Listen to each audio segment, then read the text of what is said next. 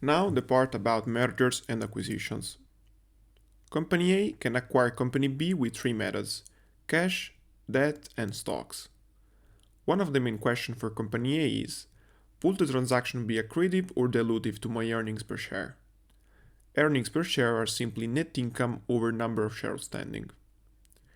Cash is generally the best option to acquire a target because the return we make on cash held on the balance sheet is relatively low, close to 0%.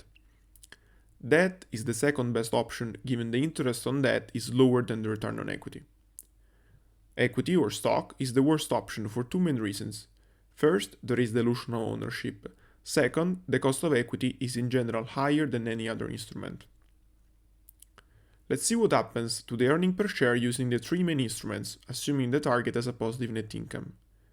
If you use cash, the transaction will always be accretive. Using debt, it depends, because I could be paying interest that are higher than the net income of Company B. Using stock also depends on how many shares I'm using to acquire Company B. There is a simple formula to compute if a transaction is accretive or dilutive.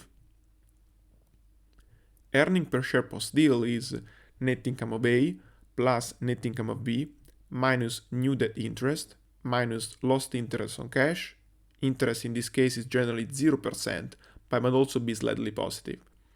Divided by total new shares, which is shares of Company A plus new shares of A I'm using to acquire B. Let's do a practical exercise. Company A acquires Company B for 50. You can see in the table the information for both companies.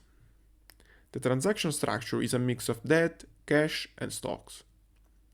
By applying the formula of our last page, so net income of A plus net income of B minus interest on debt minus lost interest on cash, we get the new adjusted net income. Given we also want to use equity to acquire B, we need to consider that 25% of 50, so 12.5 of B, will be acquired with equity of A. The share price of A is 10, so we will need to issue 1.25 new shares of A to pay for the equity portion of B. Total new shares will then be 11.25. Earning per share post-transaction is 1.7 and the transaction is accretive by 66%. If a company uses only shares to acquire a target, there is a shortcut to compute the accretion dilution, and you can do this by just looking at the PE ratio. Let's take our example. Company A acquires Company B. A is trading at 10x PE and B at 5x PE. That means that the return on Company A is lower than the return on Company B. I'm paying 10 times earnings for A, while I'm paying only 5 times earnings on B. If I use all stocks, the transaction will be accretive given I'm acquiring Company B with a higher implicit return.